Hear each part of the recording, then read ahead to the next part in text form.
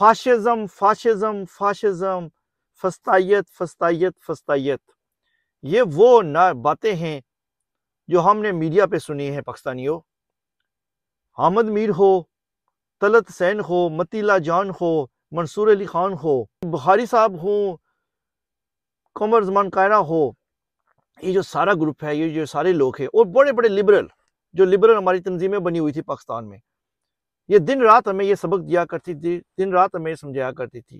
بالخصوص پچھلے 3-4 سال میں جب پی ٹی آئی کی حکومت رہی ہے تو یہ ہمیں مسلسل یہ بتاتی رہی ہیں۔ لیکن میں حیران ہوں میرے پاکستانیوں کہ کیا یہ لوگ مر گئے ہیں یا آپ زندہ نہیں ہیں، اس دنیا میں نہیں ہیں؟ اگر نہیں ہے تو پلیز مجھے بتائیے، میں نے تو ان کے مرنے کی خبر نہیں سنی۔ اگر یہ لوگ زندہ ہیں تو ان کی زبانوں کو کیا ہوا ہے؟ یہ بول کیوں نہیں رہے؟ یہ خاموش کیوں ہیں؟ یہ لوگ پی ڈی ایم کے لیے، نون لیگ کے لیے، پیپلز پارٹی کے لیے ان سب کے ترجمان بنے رہے ہیں، ان کے لیے باتیں کرتے رہے ہیں۔ اب کیا ہے، وہ فاضل حسن ٹائپ کے جو لوگ تھے، وہ تو جیسے حکومت بنی ہے تو انہوں نے اپنی لے لی ہیں وزارتیں شزارتیں، اور جو ہمارے حامد میر صاحب ہیں، اب دیکھیں نا اس کا بھائی، ماشاءاللہ ماشاءاللہ، ہمارے عظیم حامد میر کا جو عظیم بھائی ہے عامر میر، وہ پنجاب کی حکومت میں نگران وزیر ہے جی۔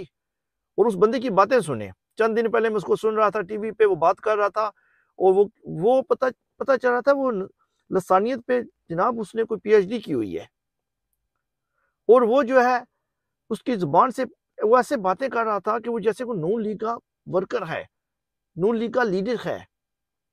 وہ اس طرح وہ عمران خان کے خلاف باتیں کر رہا تھا۔ بھائی آپ جو ہیں نگران وزیر ہیں، آپ کا کام ہے الیکشن کروانا، نہ آپ الیکشن کی طرف جا رہے ہیں اور نہ ہی آپ کا محسن نقوی جا رہا ہے۔ محسن نقوی جس کو زرداری صاحب اپنا بچہ کہتے ہیں، وہ واقعی زرداری کا بچہ ثابت ہو رہا ہے۔ وہ تو اس نے آج اوپنلی کہہ دیا ہے کہ یہ جو پولیس ہے، میں نے ان کو فری ہینڈ دے دیا ہے کہ جس طرح مرضی ہے ماریں کٹیں، جو مرضی کرنا ہے کریں، چھتر کر ماریں، ہر چیز ماریں، لیکن پی ٹی آئی کے ورکرز کو چھوڑنا نہیں ہے، پی ٹی آئی کے لوگوں کو چھوڑنا نہیں ہے۔ ہم کل رات سے دیکھ رہے ہیں یہ بے شرم لوگ لوگوں کے گھروں میں جا رہے ہیں، خواتین وارنٹ مانگ رہی ہیں، یہ وارنٹ کی بات نہیں کر رہے، بچوں کو ہراساں کر رہے ہیں، چھوٹے چھوٹے بچوں کو۔ مطلب تم لوگ کتنے بے شرم ہو۔ محسن نقوی کا کام الیکشن کروانا ہے، وہ نگران وزیر ہے، وزیر اعلیٰ ہے۔ وہ بات کر رہا تھا جی عمران کو یہ نہیں اچھا لگتا، وہ نہیں اچھا لگتا، تو ہم کیوں سیکیورٹی دیں؟ وہ بھائی تمہارا کام نگران وزیر اعلیٰ کا ہے، اگر تم نہیں کر سکتے تو ریزائن کرو، دفعہ ہو، گھر جاؤ۔ تم کیوں ایسے گھٹیا کام کر رہے ہو جو تمہارے نہیں کرنے چاہیے؟ تم لوگ اتنے بے شرم کیوں ہو، اتنے گھٹیا کیوں ہو؟ اس وقت پاکستان اپنے ایک نازک ترین وقت سے گزر رہا ہے، لیکن اللہ الحق ہے، اللہ کا فرمان ہے کہ آپ جیسے ہیں آپ کو ویسے لوگ ملتے ہیں۔ تو تاریخ کے اس دور میں بھی اللہ نے ہر گروپ کو الگ کر دیا ہے، سامنے لوگ آگے ہیں۔ عمران خان نے سب کو ننگا کر دیا ہے۔ اب یہ جو ننگے لوگ ہیں، یہ جو آپ دیکھیں نا، آپ حامد میر کو دیکھیں تو آپ کو سامنے پی ڈی ایم کے ساتھ نظر آتا ہے۔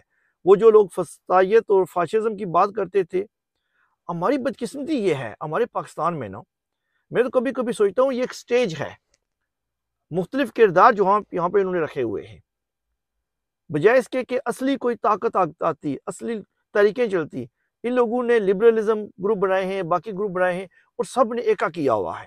اوپر سے یہ سارے لوگ اکٹھے ہیں، اندر سے یہ سارے لوگ اکٹھے ہیں۔ آپ مولانا ڈیزل کو دیکھ لیں، ماشاءاللہ ان کی مطلب وہ مذہبی رہنما ہے، لیکن ان کے ساتھ دیکھیں جو خواتین کے حقوق کی بات کرتی ہیں، خواتین کے حقوق سے مراد یہ نہیں ہے جو خواتین کے حقوق اسلام نے دیے ہیں یا معاشرہ دیتا ہے، وہ حقوق جن کے بارے میں مولانا ڈیزل ٹائپ کے لوگ اکثر ان کو گالیاں بھی نکالتے رہتے تھے، لیکن وہ سارے آج اکٹھے ہیں۔ یہ سارے مل کر اس ملک کو لوٹتے رہے ہیں، اور اب بھی ان کا پلان یہی ہے کہ لوٹ رہے ہیں۔ اور نہ صرف یہ لوگ، ان کے پیچھے بیٹھے ہوئے جو ہیں، جو نامعلوم ہیں، سب کو معلوم ہے وہ کون ہیں، اب وہ کوئی نامعلوم نہیں رہا، وہ معلوم ہیں۔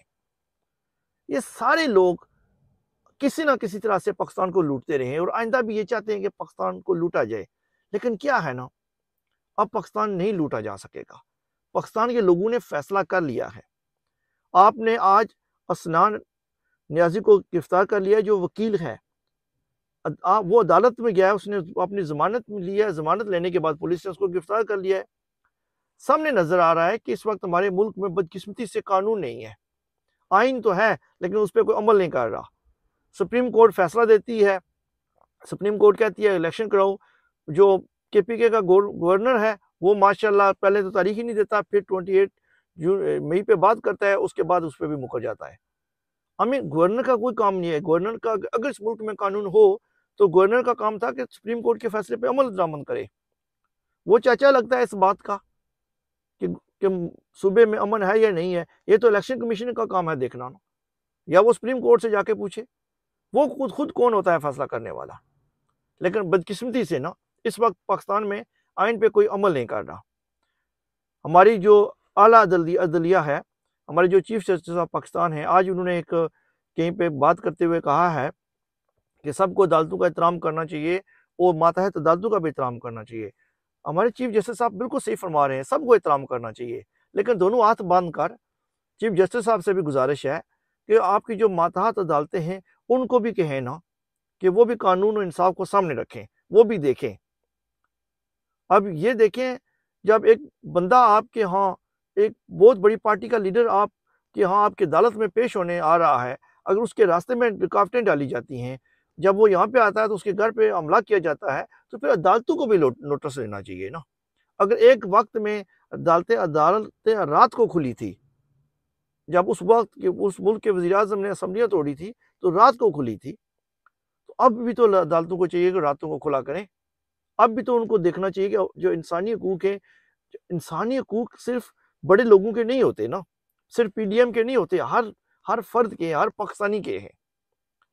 اگر اس وقت ہماری جو آرمی ہے، اگر ہماری آرمی کے اوپر جو بڑے بیٹھے ہوئے لوگ ہیں، آرمی تو پاکستانیوں کی ہے، اس میں تو پاکستانی ہیں، لیکن بدقسمتی سے اس کے اوپر بھی بیٹھے ہوئے چند لوگ ہیں، وہ اپنے مفادات کے لیے اگر اس کو استعمال کر رہے ہیں، اس کی ایجنسیوں کو استعمال کر رہے ہیں، اپنے بندوں پہ تشدد کروا رہے ہیں، اپنی طاقت کا استعمال کر رہے ہیں، تو عدالتوں کو بھی تو دیکھنا چاہیے نا۔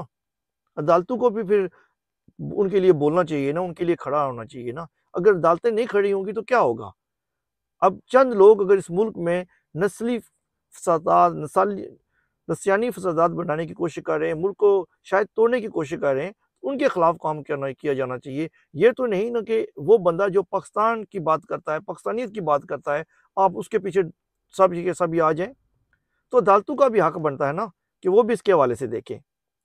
ہم سب پاکستانی ہیں، ہمارا دل پاکستان میں، ہم پاکستان کے ساتھ جینا مرنا چاہتے ہیں، لیکن جو لوگ پاکستان کو کھاتے ہیں، پاکستان کو لوٹتے ہیں، اگر ان کی جگہ عام پاکستانی کو مارا جائے تو پھر پاکستانی کدھر جائیں گے؟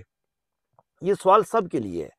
پاکستان نے تو بدلا ہے، لیکن صرف یہ دیکھنے کی بات ہے کہ اس موقع پر کون لوگ ہیں جو پاکستان کے ساتھ کھڑے ہوں گے اور کون لوگ ہیں جو پاکستان کے ساتھ نہیں کھڑے ہوں گے۔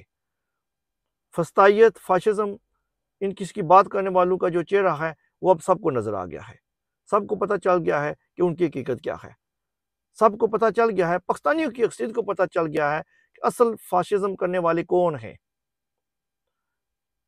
یہ لوگ باتیں کرتے رہے ہیں، ہمیں لیکچرز دیتے رہے ہیں، لیکن اندر سے یہ لوگ بہت گندے نکلے ہیں۔ ہمارے جو میڈیا کے لوگ بھی تھے اور جو دوسرے بھی غیر جانبدار لوگ بنتے تھے۔ پاکستان کا فیصلہ پاکستانی کریں گے اور انشاءاللہ بہت جلد کریں گے۔ الیکشن ایک بہترین راستہ ہے، عدالتوں کو بھی چاہیے، باقی کو بھی چاہیے، اور اداروں میں جو لوگ بیٹھے ہوئے ان کو بھی چاہیے کہ دوبارہ اس پہ سوچیں، غور کریں کہ ملک کو انارکی کی طرف نہ لے کر جائیں۔ پاکستان سب کا ہے، پاکستانی کو فیصلہ کرنے جائیں۔ پاکستان زندہ باد۔